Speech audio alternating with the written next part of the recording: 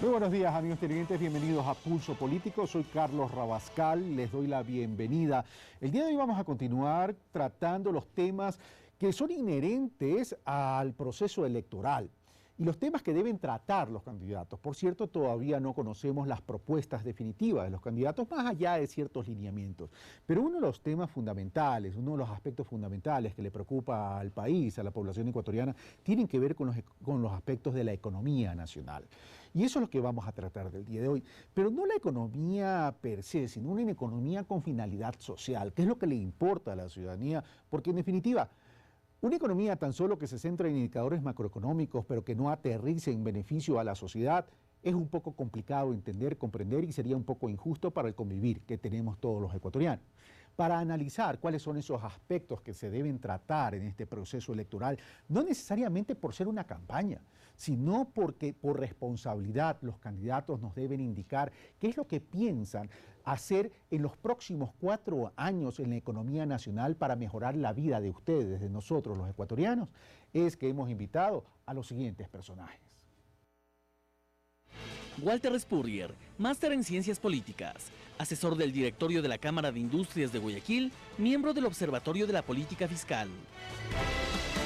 Carlos Cortés, economista, catedrático universitario, ex vicepresidente nacional del Consejo Nacional Electoral. Hernán Ramos, economista, consultor internacional en economía y medios, columnista de la revista América Económica de Chile. Bueno, ellos son nuestros personajes invitados el día de hoy, todos ellos analistas económicos. Por cierto, les doy la bienvenida a Hernán Ramos, ex editor de la revista Líderes Diario El Comercio y ex editor también del diario El Comercio y Hoy. Carlos Cortés, además, si no me equivoco, decano de la Facultad de Economía de la Universidad Católica en algún momento, también director del Instituto de Investigación de Ciencias Económicas de la misma Universidad Católica de Santiago de Guayaquil, y Walter Spurrier, director de la publicación especializada en Economía y Finanzas, Análisis Semanal. Así que Hernán, Carlos, Walter, muchas gracias por haber estar en esta mesa de Pulso Político y haber aceptado esta invitación. Ahora, para introducirnos en el tema, veamos el reportaje que nos ha preparado Carlos Andrés Núñez y regresamos ya con el análisis correspondiente. Veamos. A poco más de 2 meses de efectuarse las próximas elecciones, están definidos los binomios que apuntan a ganar la presidencia de la República y con ello implementar sus planteamientos de campaña. Sin embargo, uno de los temas que más inquieta es el de las propuestas económicas. No veo que realmente exista una diferenciación entre los distintos candidatos en lo que es materia económica. El modelo Suma, por ejemplo, señala que impulsará la salida del modelo extractivista para pasar a uno industrial y de servicios dentro de un gobierno sustentable. Mientras que la unidad de izquierdas, así como Ruptura, plantean el fortalecimiento de las economías populares de pequeños y medianos productores, en tanto que Sociedad Patriótica dice que fortalecerá la dolarización y en ese sentido mejorará la eficiencia de las instituciones del Estado. Nosotros hemos dado un seguimiento a todo lo que han hablado y realmente la esperanza es de que el precio del barril de petróleo se mantenga, pero no tenemos nosotros un financiamiento claro. El partido roldosista, en cambio, habla de la modernización de sectores estratégicos como el petróleo, las telecomunicaciones, la construcción y el agropecuario, con el fin de reactivar el aparato productivo. De su lado, el partido del empresario Álvaro Noboa plantea que el centro de toda acción del Estado y la sociedad sea el bien común, a fin de lograr una vida digna y justa para todos. La propuesta está en base a lo que se tiene este rato, como es un presupuesto ya prácticamente aprobado para el 2013, que es de que quien quiera que sea que gane va a tener que hacer la ejecución presupuestaria. Estamos hablando de 28.000 millones de dólares. De los cuales estarían financiados 12.000 millones de dólares por gasto corriente. Además, si sumamos los subsidios, hay una gran cantidad de subsidios a los combustibles, ahora hay subsidio al transporte, subsidio al pan, bueno, cantidad de subsidios. Esa parte es la que nos preocupa como Colegio de Economistas y realmente no han dado una respuesta ninguno de los candidatos. Por otra parte, está el movimiento encabezado por el banquero Guillermo Lasso, quien plantea trabajar para mejorar el sector de las exportaciones, así como los acuerdos comerciales internacionales, con lo que coincide el economista Jorge Rodríguez. El país no puede continuar en el transcurso del tiempo solamente con inversión pública, tiene que encarrilarse a generar también el destino de fondos de ahorros de particulares hacia la inversión privada. No obstante, sostiene de mantener una soberanía en el manejo económico. Pero que no nos vengan a proponer fórmulas que están en desuso, que estuvieron bien para el momento en que el país dependió en altísimo grado de lo que es los organismos internacionales. Las decisiones se tomaban afuera, no se tomaban en el país. En lo económico tienen que comenzar a pensar en que es nuestra responsabilidad como ecuatorianos de planificar y hacer las cosas para nuestro país. Y por último, los planteamientos de Alianza País están enfocados en continuar con el proceso de la llamada revolución ciudadana, entre otras cosas, cambiando la estructura productiva para diversificar la economía y evitar la dependencia primario exportadora, así como regular los capitales, fortalecer la economía popular y solidaria y lograr una revolución agraria. Cuando retomamos la planificación, en definitiva, hemos ido adelante. Lastimosamente, la parte operativa es lo que le ha fallado al gobierno. Reconociendo así que el gobierno actual ha podido dar un avance importante, aunque no completo, a la economía nacional y frente a ello, nuevos desafíos para el próximo gobierno. Si no hay una planificación económica coherente, difícilmente vamos a tener nosotros un desarrollo coherente. Todo en medio de algunas preguntas que todavía quedan por responder. ¿Qué creen con respecto a la propiedad privada? ¿Qué creen, por ejemplo, con respecto a la deuda externa? ¿Qué creen con respecto a la inversión nacional de los ecuatorianos dentro del país? ¿Qué creen con respecto a la estabilidad macroeconómica? Carlos Andrés Núñez, Pulso Político. Gracias, Carlos Andrés Núñez. Bueno, comenzamos, amigos televidentes, ya con el análisis. Walter Espurre, comienzo contigo. Uno de los principales objetivos que debe tener el país o cualquier nación que se precie progresista es luchar contra la pobreza, disminuir la pobreza, mejor dicho, eliminar la pobreza, pero eso es un proceso de muy largo plazo. Y en ese sentido, en esa lucha de la pobreza, evidentemente, tiene que alcanzar crecimientos económicos importantes para poder generar empleo, acceso de oportunidades, etcétera, etcétera. En una entrevista anterior que te hice en el programa de Primera Hora de CN Plus, tú me decías, el principal reto que debe tener el país, cualquiera sea el candidato que gane las elecciones en febrero del 2013, es cómo sostener el ritmo del crecimiento económico.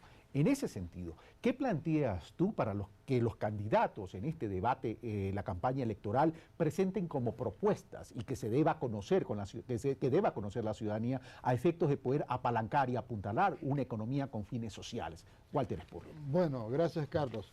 Bueno, en primer lugar, partamos que tenemos un presidente candidato, alguien que ha tenido 6 años en el poder, que ha tenido una política económica que digamos tiene su coherencia. Él además es un educador, le gusta explicar lo que está haciendo y por lo tanto todos sabemos qué ha hecho el gobierno en estos 6 años. Él ha sabido presentarlo de la mejor manera, poner énfasis en lo que podríamos llamar la parte positiva, no tomar tanto en cuenta lo que podría ser el lado negativo, y nos habla de una radicalización de la revolución en el próximo cuatrienio, y hasta cierto punto a él le tocaría hablar más concretamente sobre las medidas que se van a tomar y las pautas que se van a dar para ir por ese camino. Pero en todo caso, tratándose de Rafael Correa, como que más o menos la gente tiene una idea de cómo van las cosas. A los candidatos de oposición, lo que les toca sería más bien de tratar de resaltar lo que ven negativo dentro de la gestión del gobierno, o lo que podrían decir donde son las debilidades de lo que lleva el gobierno, y presentar sus propuestas alternas, es decir, tal es el camino, tal es las cosas que tenemos que hacer para poder alcanzar objetivos. Para esto del crecimiento económico sostenido, porque dicho sea de paso, el crecimiento económico sostenido es lo único que permite salir de la pobreza, porque permite a las familias planificar y con un ingreso estable o creciente puede educar a sus hijos, puede adquirir vivienda, en general puede salir adelante. Hasta ahora el gobierno nos ha llevado por ese camino vía la inversión pública y ha hecho una gran obra de inversión pública. Pero el problema es que la inversión pública no basta para el crecimiento de la economía, porque la inversión pública y la inversión privada son de naturalezas distintas. La inversión pública tiene mucho del elemento de externalidades, O sea que muchas veces la inversión pública no es rentable o pierde plata. Lo que sucede es que crea buenas condiciones para que otros ganen plata, porque hay mejor infraestructura. Entonces, cuando hay mucha inversión pública, debería haber también una inversión privada que la acompañe de manera importante.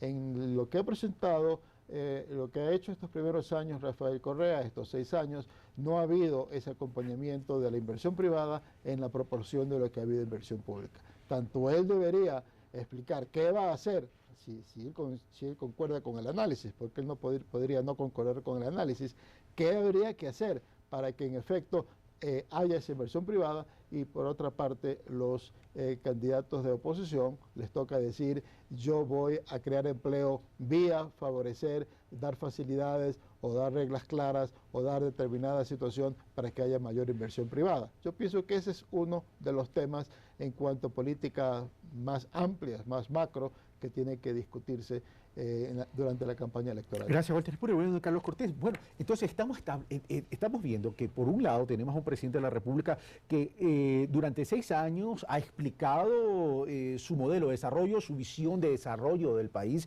y está claro que él, a lo largo, mientras ha ido avanzado su periodo presidencial, ha jugado mucho a Estado, mercado, mercado, Estado, y igual también con la sociedad. En ese sentido, lo que vamos a discutir en esta campaña electoral entonces son los modelos de desarrollo del país, donde Walter Spurrier dice: este gobierno se ha caracterizado por una gran inversión pública como dinamizador de la economía, pero no le ha acompañado todavía esa gran inversión privada. De pronto puede haber todavía un factor de confianza que no se engancha dentro de toda esta visión de desarrollo. Carlos Cortés. Primero, gracias por la invitación y un saludo a los compañeros, aquí Hernán y a Walter Spurrier. Mira, yo creo que en el análisis de hoy debemos considerar también los aspectos que tienen que ver con las ideologías políticas, que son las que finalmente dan forma al modelo económico que quiere un gobierno continuar. Y en eso es muy claro, hay una definitiva identificación por parte de este gobierno en cuanto a su vertiente ideológica política. Y los otros candidatos, exceptuando el caso de Alberto Acosta, tienen también su identificación plena con una vertiente política que puede llamarse derecha, centro-derecha, pero que no es exactamente la vertiente socialista. Entonces, ahí hay 2 modelos y 2 esquemas bien definidos. En segundo lugar, tenemos que ver en este análisis de lo que está pasando, cuáles han sido los efectos sociales de este modelo económico en los últimos 5 años, para también orientar a la gente sobre los resultados que se han venido dando. Y por último, la pregunta es: ¿por qué el sector privado no invierte? La respuesta es terminante: no están de acuerdo con el modelo económico socialista del actual presidente. Y a mí sí me preocupa esta reflexión que hacen las personas del sector privado, porque no hay un registro histórico de la rentabilidad que han logrado las empresas en estos últimos 3 años. Yo he recogido información de última hora respecto, por ejemplo, a las tasas de rentabilidad de las empresas. Mira, para que tengan una idea, todos nosotros, tomando en cuenta las 35 o 40 mil compañías que están bajo el control de la Superintendencia de Compañías, las ventas anuales llegan de 60 a 65 mil millones de dólares anuales. En segundo lugar, la rentabilidad, que yo la tomo como debe ser y como la sabemos todos, la utilidad de la empresa dividida para el patrimonio de la empresa. Esa es la rentabilidad que nos interesa, no la rentabilidad de las utilidades sobre las ventas. El momento que yo voy a ofrecer las acciones de mi compañía, el comprador va a ver cuál es la rentabilidad, no sobre las ventas, sino sobre el patrimonio. Y allí puedo mencionar, eso es lo que me sorprende de por qué no se deciden los empresarios. Las tasas de rentabilidad sobre el patrimonio de las grandes compañías están entre el 50 y el 90%, que es 20 veces más que la tasa de interés pasiva en los depósitos a plazo. no ha habido, en mi opinión, nada que preocupe al sector empresarial privado como para resistirse a no invertir. ¿Por qué razón? Porque sobreponen sus concepciones políticas a los intereses económicos de las empresas. Ahora, Hernán, Carlos Cortés habla de que lo que hay que analizar es partiendo de este modelo económico del gobierno actual en relación a los beneficios sociales que ya obtiene la ciudadanía y que a partir de ahí deberíamos analizar cuáles son las propuestas sobre las cuales deben desarrollar los programas de gobierno los distintos candidatos. Pero si bien el gobierno nacional ha realizado una gran inversión pública, ha inmunizado la economía, ha generado esto lo que se llama competitividad sistémica en economía a través de las carreteras, el cambio de la matriz energética que en el 2016 se dice que es una realidad, de puertos, aeropuertos, etcétera, etcétera, pero sin embargo todavía no engancha la inversión privada. Carlos Cortés habla de todos estos indicadores de crecimiento de ventas del sector privado, de indicadores de crecimiento en cuanto a rentabilidad, pero no hay la confianza todavía como para decir vamos a acompañar este modelo. ¿Qué es lo que podría pasar o cuál es la debilidad que no permite entonces crecer en cuanto a esa inversión privada? Bien, gracias por la invitación. Pienso lo siguiente, el factor ideológico ciertamente está jugando un papel en la conducta y en la decisión que están tomando los empresarios en el caso ecuatoriano. Sin duda las tasas de rentabilidad son altas. La propia Asociación de Bancos, cuando fue hace algunas semanas al Congreso a explicar su punto de vista con respecto a la ley, a la reforma tributaria que va a implicar el alza del bono con fondos y las utilidades de la banca, divulgó un cuadro que me pareció revelador, interesante. Las nueve áreas económicas fundamentales del país tenían unas tasas de rentabilidad neta ciertamente altas. El promedio era 23%, la más baja era la de la banca, 17%. El sector más alto bordeaba el 40% de utilidad neta sobre patrimonio. Es decir, a la banca le ha ido bien, pero a los de 8 sectores adicionales les ha ido eventualmente mucho mejor. ¿Qué quiere decir esta cifra en términos generales, en términos de economía política? A mi juicio quiere decir que el esquema de dolarización que estamos viviendo los ecuatorianos desde el año 2000, y hay que comprender este fenómeno, si me permite hacer esta división. El esquema de dolarización que se implanta en el Ecuador en el año 2000, el 9 de enero del 2000, hasta la fecha, abarcaba un periodo de 12 años, 13 años. Y yo encuentro ahí dos momentos perfectamente definidos en ese proceso. El periodo que va del año 2000 hasta el año 2006, cuando tenemos 3 gobiernos que navegan y sobreviven y patalean, por decirlo de una manera, en una economía dolarizada, y el periodo de consolidación de la dolarización que va del 2007 precisamente hasta los actuales momentos, con un solo gobierno, el de Rafael Correa. Entonces la dolarización, que se convierte, digamos, en una suerte de tamiz económico de fondo, es lo que está sosteniendo estas altas tasas de rentabilidad que no solamente benefician al sector financiero, sino en general al sector económico privado ecuatoriano. Ahora bien, ¿por qué, a pesar de que las tasas de rentabilidad son altas y tienden a ser, inclusive en algunos casos, mucho mejores, el sector privado en general es reticente y no arriesga y no afloja y no abre la llave de la inversión en el mercado ecuatoriano? Una es la razón ideológica, sin duda. La otra es la razón política. Es decir, el gobierno actual tiene una línea, como bien explicaba Walter hace un momento, tiene una definición de una política económica clara. Ellos tienen una definición precisa sobre lo que quieren hacer con economía. Han asignado al Estado una tarea muy específica. En la relación Estado-mercado hay una ecuación diferenciada de la que teníamos hace algún tiempo atrás. Históricamente eso ha cambiado.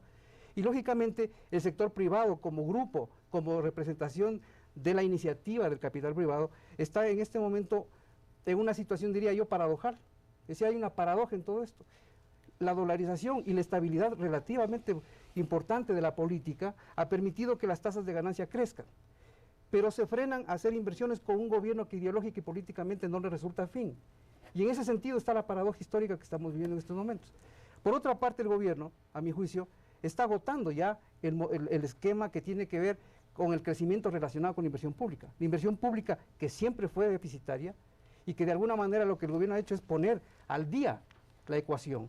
Es decir, la inversión pública rezagada en infraestructura, etcétera, es una inversión pública que ya ha llegado a unos límites muy altos, pero no es suficiente para un crecimiento y una expansión de la economía ecuatoriana. Por tanto, necesita la concurrencia del sector privado. Definitivamente. Ahora, permíteme ir donde Walter Spurrier. Entonces, Walter, ¿estás de acuerdo con lo dicho por Hernán, por lo dicho por Carlos? Pero entonces tenemos aquí por un lado, porque por otro lado estamos hablando la economía del país ha dependido en mucha medida, se dice, del precio del petróleo. Pero el tema es que también tenemos que hablar de la economía no petrolera. Y el sector privado lo que dice es, a ver, sí, estamos de acuerdo con ciertos aspectos del modelo que está realizando el presidente Correa a través de toda esta inversión pública en carreteras, tema energético, aeropuertos, puertos, pero nos cambian las reglas del juego a cada rato, en el sentido es, cada año tenemos reformas tributarias. Y en ese sentido, entonces, las propuestas económicas tienen que ver con esa estabilidad para poder planificar como sector privado en relación a mis inversiones y en relación a nuestros patrimonios. Walter Spurrier. Bueno, exactamente como dice Carlos. Yo estoy más de acuerdo con el énfasis que tú das que con el énfasis que están dando Carlos y Hernán, en el sentido que la parte ideológica, obviamente a los empresarios puede no gustarle que haya un gobierno socialista, pero para mí eso no es lo importante. Para mí lo importante es de que siendo un gobierno socialista, ellos tienen por qué pensar que los cambios en las reglas que se van a dar a futuro, en términos generales, les van a ser desfavorables. Y eso es lo que los impide invertir, porque significa de que yo pongo mi dinero ahora en industria, por ejemplo, y no sé en el momento que ya esté productiva la empresa, cuáles van a ser las reglas. Para un gobierno socialista puede decir, yo hago esto y no hago esta la otra cosa. Hasta aquí voy y estas son las reglas. Y si a ustedes les gusta, invierten, y si no les gustan, váyanse y vendan. Y habrá unos que venderán y serán, y otros que dirán, yo con esas reglas vivo e invierto. Lo que sucede ahora es la incertidumbre. Las reglas cambian permanentemente. Asuntos, por ejemplo, asuntos, por ejemplo, en esto de la política comercial exterior. Los principales mercados de la actual política, de las actuales empresas exportadoras y de la actual producción del país que se exporta, va a Europa y Estados Unidos. Y vamos a entrar en desventaja en esos mercados en relación con nuestros competidores y vecinos. Entonces viene el dilema, ¿sigo invirtiendo en el Ecuador o aplico mis conocimientos para invertir en el Perú y Colombia o en Centroamérica y exportar a los Estados Unidos y Europa? Entonces, ese tipo de cosas que el gobierno, la política hacia la inversión privada no tiene prioridad. Hay otras prioridades, por ejemplo, en la política hacia el comercio exterior, estoy dando ese caso, o en la política tributaria, tiene determinadas prioridades la política tributaria y de pronto le pone unos anticipos a las empresas que les afecta por el lado de liquidez. De pronto tienen que pagar los impuestos antes de ganar el dinero. Entonces, son cosas que el gobierno no le da prioridad a la política de producción privada y el sector privado siente que no sabe cómo va a cambiar un gobierno socialista las reglas en adelante. Si las tuvieran las reglas definidas, probablemente invertirían más. No las tienen y ese es una de las debilidades del esquema actual. Gracias, Walter.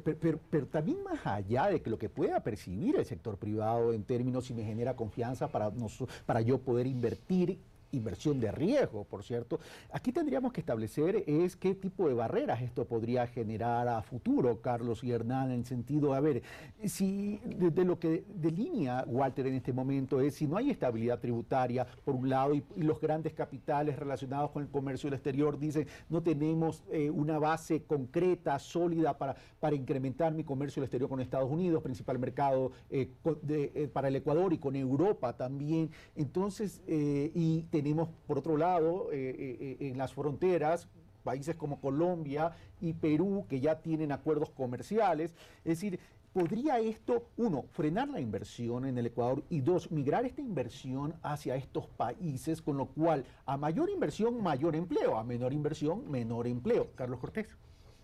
Yo he tenido la suerte de trabajar durante más de 20, 25 años en calidad de asesor de empresas privadas y conozco muy bien cómo piensan los empresarios privados. Los que tienen una formación estructuralmente hablando bien formada, no temen ante estas cosas. Y voy a decir por qué. Si vemos la supuesta inestabilidad en materia tributaria, yo creo que cualquier gobierno las aplicaría, Por ejemplo, el impuesto a la salida de capitales. ¿Acaso no es verdad que había una salida de capitales por el temor que tenían los propietarios de esos capitales de que mañana desaparezca la dolarización, cayendo en un terreno estrictamente especulativo? El gobierno tiene que buscar la manera de que por lo menos se castigue a quienes quieren sacar el dinero del país. En segundo lugar, debemos hablar lo que se está haciendo este rato en materia de comercio exterior. El sistema generalizado de preferencias, que es el de la Unión Europea, ya nosotros cuando terminemos el plazo actual ya no tendremos la oportunidad de acogernos al sistema generalizado de preferencias. ¿Por qué? Porque cuando el ingreso per cápita de un país que se favorece con este sistema ha pasado de los $5.000, ya no entra en el sistema generalizado de preferencias. En cuanto al ATPDA, este se maneja con mucho criterio político en el Congreso de los Estados Unidos, pero recordemos que es un beneficio para 135 países y para 3.450 artículos. El Ecuador está casi a la cabeza de los países que han desarrollado una política contra los narcotraficantes y lavados de dinero. Eso no pueden dejar de reconocer en Estados Unidos y en otros países. Por otro lado, no se ha agotado la inversión pública. Ahí creo que hay un error muy grande. O sea, ¿discrepas con Hernán en ese sentido? No discrepo, sino que yo quisiera ampliar lo que él dice. Hernán lo que decía es que se está agotando, no dijo que se agotó, pero se está agotando. Mira, en los proyectos que acabo de revisarlos esta mañana, existe en carpeta para realizarlos cerca de 16.000 millones de dólares. Hay proyectos para petróleo, para centrales hidroeléctricas, para minería, para comunicación, etcétera. Algunos de ellos directamente que los asume el Estado y otros también con la empresa, déjame privada. ir, don Hernán, por efectos de tiempo. Hernán, ¿qué opinas de lo dicho tanto por Walter como por Carlos? Y se agrega otro tema.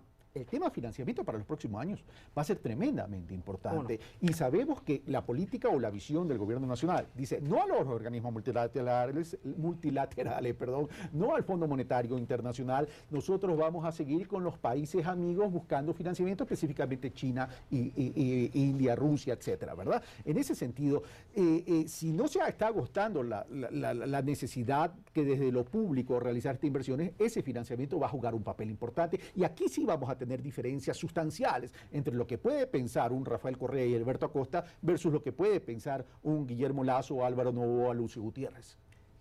Perfecto. Una precisión.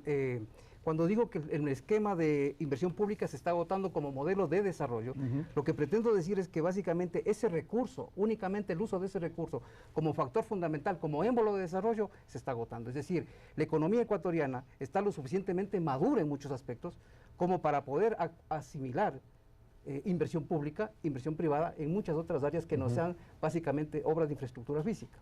De hecho, hay que ponerle cuidado a las relaciones que está teniendo el Ecuador con otras fuentes de financiamiento, con otros países, sobre todo con China. El hecho de que Estados Unidos ignore o desvalorice la relación estratégica que siempre tuvo el Ecuador con Estados Unidos, en las relaciones comerciales por un lado y también en las relaciones de inversión por otro, y que ahora asomen nuevos escenarios en donde China pasa a ser un país importante en la agenda de inversiones del Estado ecuatoriano o del país en general. Y del mundo, diría yo. Y del mundo también. Es un tema también que hay que tener cuidado. ¿Por qué? Porque el hecho de que la inversión que llega, montos gigantes que están anunciándose, la refinería del Pacífico, las obras de infraestructura vial que todavía faltan de hacer, las obras energéticas que se están haciendo, y todo lo demás está pensando y se está asumiendo a partir de unas fuentes diferentes de financiamiento que no son las clásicas, no son organismos multilaterales necesariamente, no son países occidentales como Estados Unidos, Europa, sino es China un país que está entrando decididamente como un elemento que va alterando la ecuación de desarrollo del país. Y en ese sentido el gobierno debe tener mucho cuidado porque la relación con China no es únicamente una relación comercial o financiera, de por medio también está una relación cultural importante que hay que tener presente. China es una potencia gigantesca en este momento y lo que está haciendo China en muchos aspectos de la economía mundial está preocupando, empezando por Estados Unidos para abajo. China es un país, no quiero extenderme en el tema, pero China es un país que tiene que no tiene una sociedad civil lo suficientemente desarrollada como para neutralizar eventualmente algunas prácticas unas prácticas de gestión pública que pueden ser cuestionables en un momento dado, políticas de medio ambiente, etcétera.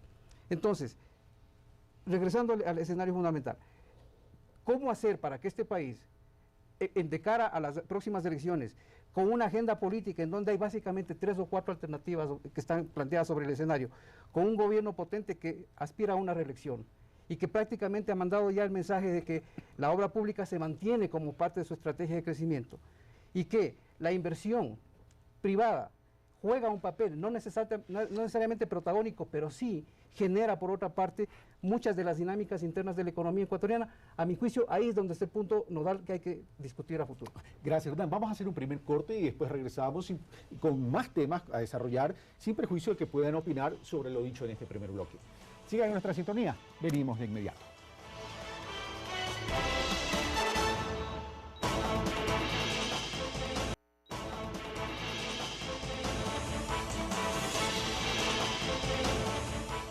Estamos de vuelta, amigos televidentes. Les recordamos, esto es Pulso Político y estamos analizando el día de hoy sobre los aspectos fundamentales de la economía nacional que se deben tratar en esta campaña electoral de cara a las elecciones de febrero del 2013.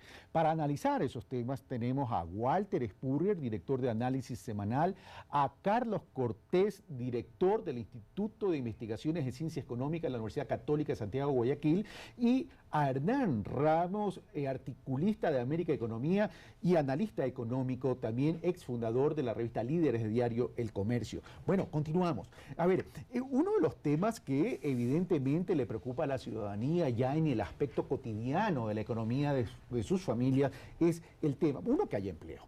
Y que haya empleo, pero que adicionalmente venga con capacidad adquisitiva. Pero también el acceso a oportunidades para salir de la pobreza, como es el tema de educación y el tema de salud. Desde ese punto de vista, Walter, lo que se debe plantear y lo que debemos discutir entonces en estas próximas elecciones, los candidatos, es cómo generar empleo, disminuir el desempleo, que los informales pasen a un nivel ocupacional, el empleo pleno, y cómo mejorar también las oportunidades para tener una mejor calidad de vida, lo que hoy se llama el buen vivir. Walter Spurrier. Bueno, yo creo que uno de los logros importantes de este gobierno es en educación. Y tiene mérito porque es un logro que no se ve el beneficio de manera inmediata, sino que se ve mucho más adelante, porque el que la gente tenga mejor preparación es algo que se conoce, se refleja en la economía, en la sociedad, en la siguiente generación. Hay quejas, por supuesto, de la calidad de educación, etcétera, pero eso tiene que ver con que es un proceso. Los maestros de ayer no pueden mejorar cualitativamente para el día de mañana. Entonces, en ese sentido, yo pienso que más bien por el lado de educación, incluso salud, porque muchas de las denuncias que vemos en salud, yo pienso que yo sospecho que se deben a de que ahora hay más demanda de los servicios de salud públicos porque han mejorado. Yo pienso que ahí más bien los candidatos no han de atacar la acción del gobierno, sino que han de decir nosotros pensamos seguir mejorando los servicios de salud y educación, y quizás atacar alguna u otra cosa puntual que no haya tenido los mejores resultados en ese ambiente. Por el lado de empleo, pienso yo que ese gobierno está en un punto más crítico, porque las políticas que ha seguido el gobierno echado hacia mejorar la calidad de vida de quienes tienen empleo, con aumentos sostenidos en los salarios, con reglamentos a la legislación laboral que aumentan la estabilidad, ha incidido en que quienes tengan empleo sí haya mejorado la calidad, pero sin embargo no ha llevado a un incremento en los empleos en el país. En buena medida el desempleo es relativamente bajo en el Ecuador porque mucha gente no se declara desempleado, sino que no forma parte de la población económicamente activa. Estadísticamente no sale como desempleado. Entonces, en ese sentido pienso yo que por ahí van a ir más los ataques o tendría más fortaleza la oposición dirigiéndose a la parte de empleo y mostrando que las reglas como las ha montado el gobierno tornan muy difícil a los nuevos emprendimientos y a que las empresas salgan adelante, y de que por lo tanto van a darle cabida, van a cambiar los reglamentos, las reglas, para que sea más fácil montar nuevas empresas, grandes o pequeñas. Las pequeñas son las que en función de capital las que más empleo crean, y de esa manera crear la expectativa en la población que con ellos, un candidato de oposición que tenga ese punto de vista, va a haber una mayor creación de empleo que bajo el sistema actual. Ese pienso yo que de los que hemos mencionado, el que tiene mejores perspectivas para disputar la acción del gobierno en estas elecciones. Ahora, apalancándome en lo que dice Walter Spurrier, Carlos Cortés y también Hernán Ramos, es decir, a ver, Walter dice, ha habido mejoramiento, ¿cierto?, en el tema de empleo, etcétera, etcétera, pero también estadísticamente hay mucha gente que no se declara desempleada y por tanto ahí hay un punto que hay que trabajar. Pero por otro lado, pensar que en un país con tanta inequidad que ha venido arrastrando como el ecuatoriano y Latinoamérica, pensar que hay suficiente empleo formal que se va a ofrecer, eso es imposible. Desde ese punto de vista, entonces, adquiriendo y siguiendo los pronunciamientos del presidente Correa, donde dice, me gusta el modelo coreano, donde las pequeñas y las medianas empresas juegan un papel importante. Por un lado, el presidente de la República de pronto va a poner en el debate con mayor énfasis en esta campaña electoral el tema de la economía popular y solidaria versus un Guillermo Lasso que está en la otra orilla ideológica y que está fundamentando el tema de microcrédito y de emprendimiento. Hay cómo poder debatir esos dos temas en función de incluir económicamente y generar movilidad social a esa base vulnerable del país. Carlos Cortés. Que sería muy interesante que la campaña electoral nos presente a los candidatos con programas, con planes en el campo económico, social y financiero.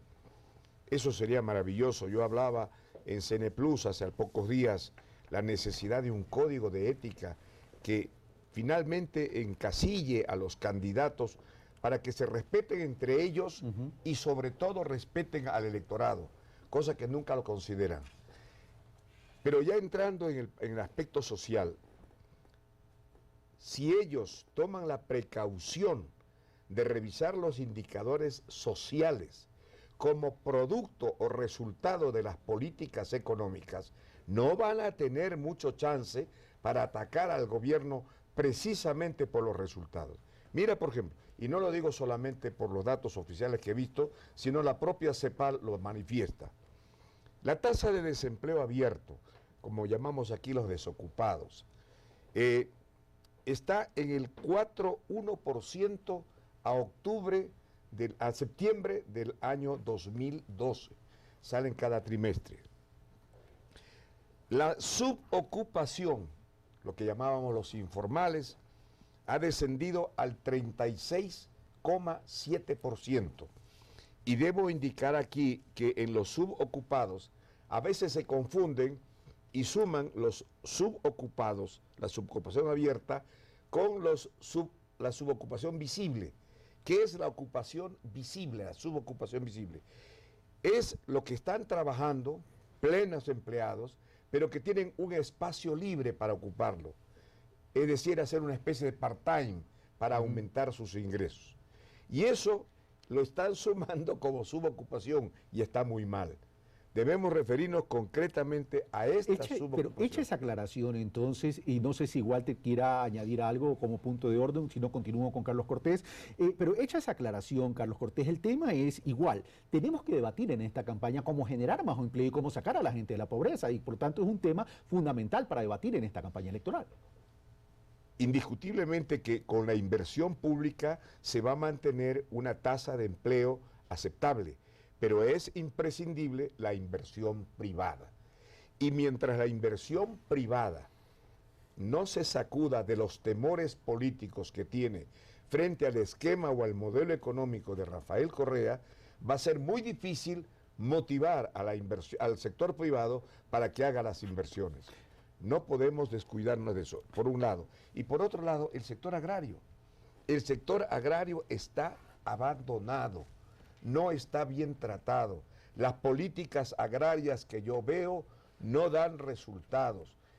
no sé a qué causas, ni voy a añadir aquí más causas de las que conoce la ciudadanía, pero si no tocan al sector agrario como debe ser, y así como tocan el sector primario del petróleo, la minería, ¿por qué el sector agrario permanece un poco Vamos olvidado? a tratarlo esto en el tercer bloque. Vamos a don Hernán Ramos. ¿Qué opinión te merece lo dicho por Carlos Cortés y por Walter Spurrier? Pero por otro lado, además de debatir cómo incluimos a las personas pobres dentro de actividades económicas que les generen accesos a oportunidades y movilidad social, por un lado. Por otro lado, Walter Spurrier decía y rescataba la inversión en educación, la inversión social, tanto en educación como en salud, es importante. Si bien todavía hay ciertas dudas sobre la calidad de servicios, pero esto es a largo plazo. Pero cuando también escuchamos muchas críticas al modelo de la economía extractivista, dependemos mucho del petróleo, etcétera, etcétera, por ahí viene también otro tema, que es el cambio de la matriz productiva.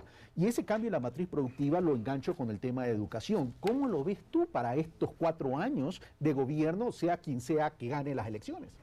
Bueno, me parece que el gobierno lo que ha logrado con la desmitificación de la inversión pública en materia de educación y en materia de salud es incuestionable. Es decir, ese es uno de sus activos políticos más importantes ahora y con toda seguridad será un instrumento de uso en la campaña electoral que se avecina. Sin embargo, el hecho de que el empleo, si bien ha bajado la tasa de desempleo y si bien la tasa de subempleo también tiende a bajar, es verdad también lo otro, es decir, que tenemos...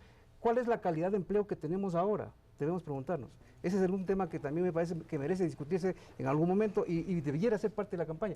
El tipo y la calidad del empleo que tenemos en este momento. Calidad de empleo en términos de estabilidad, calidad de empleo en términos de ingresos, de buenas relaciones laborales, de ingresos. Por ejemplo, no solamente eso. Entonces, quiero decir que cuando se habla de estadísticas macroeconómicas, que el desempleo baja, y de hecho en el Ecuador ha bajado, pero cuando tenemos una circunstancia en donde la economía no crece al ritmo que demandaría el incremento del empleo, porque para que crezca el empleo, un empleo estructuralmente orgánico, llamémoslo de esa manera, necesitamos que la economía como tal crezca de una manera mucho más expandida y de una manera más uniforme. Este rato, el émbolo que genera el crecimiento económico es el Estado, a partir de la inversión pública, como decíamos hace un momento, y eso está muy bien.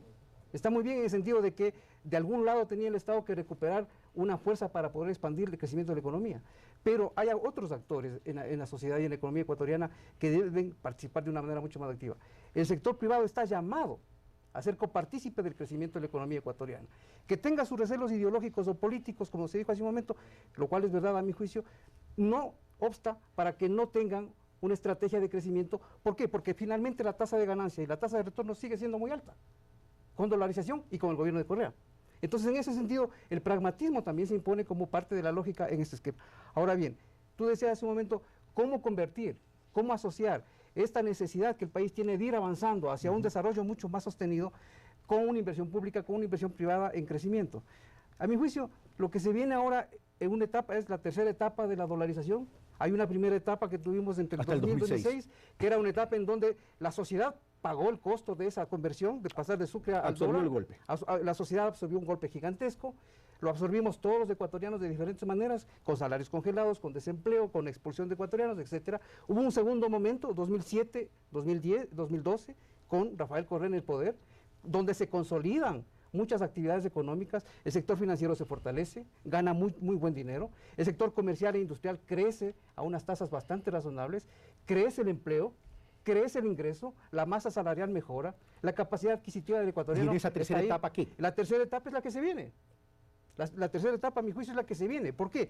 Porque el momento que tenemos un candidato presidente que está planteando un modelo de desarrollo económico, como el que ya más o menos lo ha definido y lo conocemos, frente a las alternativas que le están planteando otros candidatos como, por ejemplo, Guillermo Lasso, en un esquema diferente al modelo que está planteando el gobierno actual, en donde no queda muy claro cuál será el papel que juegue el Estado a futuro una vez que tenemos estructurado un aparato tan grande, con una política económica tan agresiva con respecto a la expansión del mercado interno. Yo me pregunto como ciudadano cuáles son las posibilidades que quedan para los candidatos que vienen.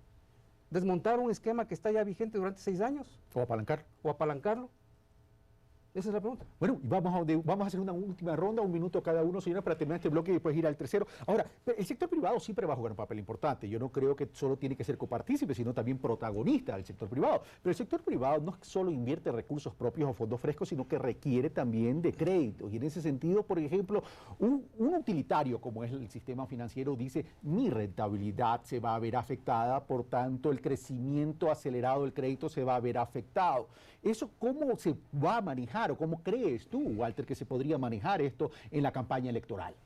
Bueno, yo pienso que lo que se puede señalar es de que el sector financiero privado no va a tener un ritmo de crecimiento como tenía en el pasado. Esencialmente, aquí, a diferencia de otros países, no es que los bancos emiten acciones y sacan al mercado y adquieren nuevos accionistas. De hecho, si algún grupo económico fuese a comprar acciones así, tendría que vender sus empresas que no sean financieras. O sea, básicamente los bancos crecen en función de sus utilidades. La plata que tienen la reinvierten. Eso es su manera de crecer. Ahora van a tener menos utilidades, va a haber menos que reinvertir.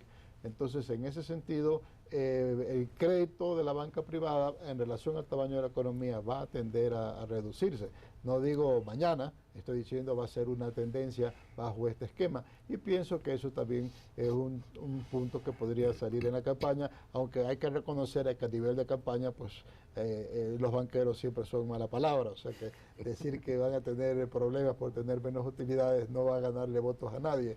Pero va a ser un punto, va a haber menos financiamiento interno y luego los impuestos a las salidas de divisas, etcétera, sí afectan también a la obtención de créditos externos. ¿Qué incidiría en el crecimiento económico si hay menos créditos, menos inversión y todo este tema de recuperación tributaria que lo ha existido durante estos años? Ahora el tema es, si los depósitos van a crecer, porque igual la transaccionalidad va a existir, no es que la economía va a retroceder, sino que se va a desacelerar la economía, pero va a haber transaccionalidad. Ese dinero, producto de esa transaccionalidad, tiene que depositarse en la banca y la banca no va a tener dinero ocioso. En ese sentido, ¿tú crees que por ahí van a estar obligados a convivir con esta política en caso de que gane Rafael Correa? La bancarización, que está aceptada esta palabra por la Real Academia de la Lengua, en el Ecuador llega más o menos del 25 al 30%. En segundo lugar, yo he manifestado en más de una ocasión que toda esta bola que se envió con motivo del decreto de emergencia, observaba uno de sus voceros oficiales el peligro que significaba este proyecto para la banca. A su colega César Robalino. César Robalino. A su colega y amigo. Amigo también, por supuesto, compañeros de universidad, fuimos compañeros de la universidad. Él decía, ustedes gobierno, ustedes parlamentarios. Y yo le decía en una respuesta no directa a él se equivoca en algo. El crecimiento de la banca se debe a la solvencia y solidez que ha alcanzado el sistema bancario ecuatoriano. No hay registro histórico. No hay registro histórico del crecimiento de los depósitos monetarios en los últimos 3 años, ni tampoco créditos otorgados por la banca. Por lo tanto, la banca sí va a ser una fuente de captación de recursos y de colocación de créditos para el consumo, para el comercio, etcétera. Por lo tanto, yo honradamente no le veo esta cuestión. Gracias, Carlos Cortés. Hernán Ramos, lo mismo. Bueno, la banca está condenada. La banca está condenada a crecer en dolarización. Esa es su paradoja. Está condenada. ¿Por qué? Porque el mercado del dinero, desde el año 2000 para acá, ya no lo resuelve, ya no lo decide el Banco Central. Todos lo sabemos. ¿Sí? La moneda nacional ya no lo emite el Banco Central. El dólar es una moneda que circula libremente en nuestra economía. Y quienes operan, quienes materializan, quienes dan vida al mercado del dinero, es el sistema financiero. Por eso digo, están condenados a crecer en dolarización. Más allá, muchísimo más allá de cualquier afinidad o no simpatía con el gobierno de turno, con cualquiera. Esa es su situación concreta y específica e histórica. Ahora bien, la banca tiene muchos recursos todavía. No me refiero a recursos financieros en sí, me refiero a la banca como institución, como sector económico importante de la economía ecuatoriana. Tiene un espacio, una frontera para crecer, para expandir. La bancarización, en efecto, rodea el 25 o 35% de la economía ecuatoriana, es decir, hay dónde crecer. O sea, hay volumen. Hay volumen. Reestructurar costos es otra, o fusión de los pequeños y medianos para competir a los grandes. Y también tienen otras actividades que realizar.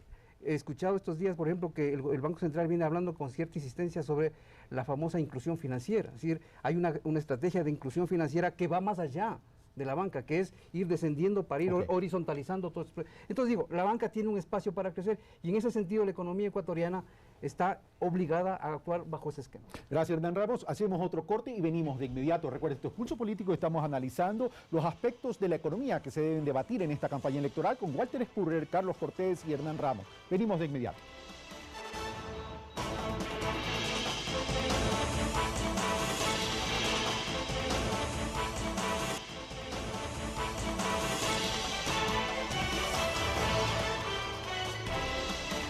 Estamos de vuelta, amigos televidentes, y en este inicio, tercer bloque, tenemos que disculpar a Walter Spurrier, quien tuvo que correr para el aeropuerto de Quito para regresar a Guayaquil. Así que en este último bloque todavía de análisis y conclusiones, tan solo estaremos con Hernán Ramos, ex editor de Líderes y el Comercio y articulista de América Economía de Chile, como con Carlos Cortés, director del Instituto de Investigación de Ciencias Económicas de la Universidad Católica de Santiago, Guayaquil. Bueno, se nos había quedado un tema en el tintero y el tema tiene que ver con la revolución o la reforma agraria. Para algunos decir reforma agraria es recordarse a la década de los 70 o con el modelo donde esta reforma agraria pues fracasó. Pero vamos a esta revolución agraria. Es un tema que el propio gobierno ha sido autocrítico en sí. Pero ¿cómo debería manejarse entonces una propuesta sostenida? Porque dentro de esta revolución agraria, como le llama el gobierno, hay dos temas pendientes que están en la Asamblea Nacional y que lo debatirá en el próximo periodo, que es la ley de tierras por un lado y por otro lado el proyecto de ley de recursos hídricos. Comienzo con Carlos Cortés y luego con Hernán Ramos. A ver, las dos leyes son necesarias para establecer un marco referencial claro, preciso y definitivo. Creo además que la estabilidad en el manejo del sector agrario desde el gobierno nacional debe ser el denominador común de los próximos 4 años. Sea cual sea el gobierno. Cualquiera que sea el gobierno, porque eso le da y le permite conocer a fondo toda la problemática de este sector. Para mí el sector agrario ha sido maltratado desde hace tiempo, toda la vida.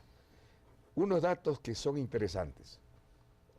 Queremos tecnificar el sector agrario y una de las tecnologías, mejor dicho, uno de los factores es la instrumentación de inversiones tecnológicas en el sector agrario. Por ejemplo, la importación de activos fijos, maquinarias, equipos, etcétera, son importaciones pírricas frente al total de las importaciones para el sector manufacturero, para el sector de comunicaciones. Para que tengas una idea, apenas llegamos al 2% del total de las importaciones que corresponden a bienes de activos fijos para el sector agrario. El sector agrario... Es nada. No es nada, no es nada. El sector agrario, de la participación en el ingreso nacional del 14-15% que tuve hace algunos años, en la actualidad no llega al 10%. Pese a que la producción agraria ha aumentado, la participación en el ingreso nacional del sector agrario no llega al 10%. Y esto no es justo.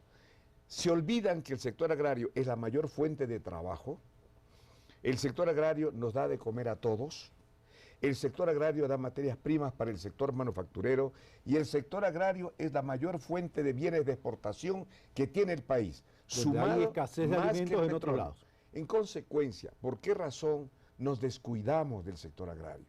El momento en que pongamos los ojos en el sector agrario con políticas agrarias adecuadas, sin olvidarnos de las partes social, trabajo, empleo, salud, educación, van a ver ustedes cómo ese sector va a crecer y va a ayudar al crecimiento. Pero el tema no solo es de decirlo, no solo es de proponerlo, sino establecer una metodología, una estrategia que sea factible. Es decir, si hemos olvidado el agro, hemos olvidado lo rural, el tema es, vamos a tener no solo que hacer propuestas, vamos a tener que invertir, tenemos que capacitar, debe haber crédito. Y por otro lado, no hay un mapa agrícola del país todavía. Hernán Ramos. El agro ecuatoriano históricamente siempre ha sido el último vagón de la locomotora. Y ahora, desgraciadamente hay que decirlo con sinceridad y con categoría, sigue siendo así. Lo ha reconocido el propio gobierno, tiene sus urgencias políticas, seguramente por las cuales el agro ha quedado rezagado hasta este momento. Pero el problema del agro es un problema mucho más complejo de lo que pudiera imaginar el citadino, la persona que lo mira desde la ciudad, o la persona que vive en la ciudad. ¿Por qué? Porque es un problema cultural, por ejemplo, es un problema de productividad. Y el tema no pasa tan solo por distribución de tierras, que es cuando se está concentrando el debate sobre el proyecto de ley de tierras. El tema pasa por la generación de una fuerza laboral mucho más especializada. Es decir, la mano de obra en el campo ecuatoriano, yo lo conozco bastante bien porque estoy muy cercano por razones personales y familiares al agro. La fuerza laboral en el campo es una fuerza laboral que desgraciadamente no recibe asistencia, no recibe apoyo ni de instituciones públicas. En el caso de las instituciones privadas conectadas al agro ecuatoriano, lo hacen por una necesidad económica, evidentemente, elevar la productividad y los rendimientos, y está muy bien. Pero en general, cuando uno mira la manera como se produce en el campo ecuatoriano, lo producimos mal. Los ecuatorianos trabajamos mucho en el campo, pero no necesariamente trabajamos bien. Ese es un problema que tenemos como parte de nuestra historia. Por eso digo, es un problema que se arrastra de hace mucho tiempo atrás. No pasa únicamente por el problema de la propiedad, no pasa únicamente por un problema de falta de capitalización, no pasa únicamente por un problema de mercado. Hay un problema mucho más extendido y es el hecho de que los ecuatorianos, y digo los ecuatorianos en general, miramos por encima del hombro al agro y al campesino, porque a veces inclusive lo hemos considerado como un lastre, a pesar de que es el que nos da de comer, a pesar de que es el que genera una riqueza real, producto de su trabajo sobre la tierra, y que incorpora valor agregado de una manera persistente. Y que tiene potencialidad para exportación. Pero ahora bien, y me quedan ya pocos minutos, si no me equivoco, me quedan 2 minutos. A ver, los agricultores grandes de una u otra manera siempre tendrán mejores oportunidades de salir adelante. Pero vamos al pequeño y el mediano. El pequeño y el mediano. ¿Cómo generarles economía de escala a esos agricultores a efectos de que puedan tener un real aporte al sector agrícola o agropecuario o agroindustrial en el país? Porque por ahí también pasa. Empecemos por lo primero, pues. Organicemos a la gente del campo, en cooperativas, en comunidades. Empecemos a organizarlos. Pero un poco añadiendo lo que decía Hernán, mira, todavía la gente no entiende que la riqueza del agro llega a tal extremo que de cada $100 que exportas en productos agrícolas, el 80% es valor agregado nacional. El 10% o el 20% se va al exterior por pago de parte, por pagar insumos o materiales importados. A diferencia de cualquier otro sector, el agro te da esa riqueza. Si nosotros nos dedicamos también, junto con las otras actividades económicas, atención al sector agrario y sobre todo al exportador, la riqueza va a venir más, porque el valor agregado nacional del sector agrario es alta. Gracias, Carlos Cortés. El minuto de Hernán Ramos y terminamos. Sí, simplemente añadir que para que el campesino produzca más y produzca mejor en el campo, hace falta crear condiciones mínimas adecuadas para que la vida ahí sea llevadera. Ya trabajar en el campo por sí mismo es una tarea dura. Y si se tiene que hacer eso frente a una adversidad social, es mucho más difícil poder avanzar. Finalmente, en el caso específico de lo que se viene hablando como una reforma o una revolución agraria, el problema de la tierra, que es un tema permanente que late en la conciencia de mucha gente en el campo, tiene que estar perfectamente definido respecto a un concepto genérico. A eso me refiero. Es decir, hay unos nubarrones que de vez en cuando aparecen y se plantean o se discuten o se ponen sobre la mesa el hecho de que eventualmente podría haber una política estatal por parte del Estado sobre el tema de los cambios en las reglas de juego respecto al tema de la propiedad, por extensión, por producción, etcétera, por ubicación geográfica. Ese es un tema, a mi juicio, que tiene que estar perfectamente claro y definido. Y que se debe debatir ahora. Y que se tiene que debatir y que se tiene que definir sobre todo. Y creo que ese es un punto sobre el cual, a partir de eso, clarificado el tema, uno piensa que ya puede extenderse mucho más. Yo le agregaría algo más, y ya para terminar más, o yo sé que ya tengo que terminar, es, si bien hay un problema de tierra, también, y a lo mejor no sé si sea mito o no, porque no hay estadísticas muy ciertas sobre el tema, es el envejecimiento de la población rural. No sé qué opinan ustedes dos y terminamos. Habría que ver qué dicen los datos del censo de población. Tenemos del 2010. Yo conozco perfectamente cuál es la estructura de la información estadística de los censos y allí está la respuesta a lo que tú preguntas. Yo no podría a priori dar una respuesta reconociendo lo que tú dices, pero habría que ver el censo, si realmente está envejeciendo la población del campo. Tarea pendiente, señor economista, Hernán Ramos. Yo sí quisiera añadir y darte una respuesta más bien de tipo empírica sobre esto, por lo que veo y vivo con cierta frecuencia. Hay un despoblamiento rural. Es otro factor. Hay un despoblamiento, ¿y por qué? Porque la fuerza laboral del campo, sobre todo a raíz de la crisis financiera del 99, empezó a irse en primera instancia a la Si ciudad. nadie ha parado y un luego, rural, evidentemente migran. y luego esa migración tuvo que ver con los efectos mucho más fuertes que que se trasladaron fuera del país. Y ese despoblamiento rural ha tenido implicaciones económicas concretas. Por ejemplo, la contratación de fuerza laboral en el campo se ha vuelto más costosa y no necesariamente más efectiva. Ya me tocaron la música, y no necesariamente porque vamos a bailar con ustedes, amigos clientes, sino que me está diciendo que ya termine. Gracias, Carlos Cortés. Gracias, Hernán Ramos. Y también gracias a Walter Spurrier, que estuvo con nosotros los 2 primeros bloques, pero por motivos de horario de vuelo tuvo que correr al aeropuerto de Quito. Y gracias a ustedes, amigos televidentes, por su fiel sintonía. Y como siempre, nosotros, nuestra obligación es ser facilitadores entre nuestros analistas y ustedes, para que sean ustedes, con base en los análisis y en los insumos que aquí suministramos, tomen las correspondientes decisiones. Este programa siempre será plural y siempre tratará de ser objetivo, por cierto. Un fuerte abrazo, hasta el próximo domingo, aquí en Pulso Político. Soy Carlos Rabascal, un fuerte abrazo.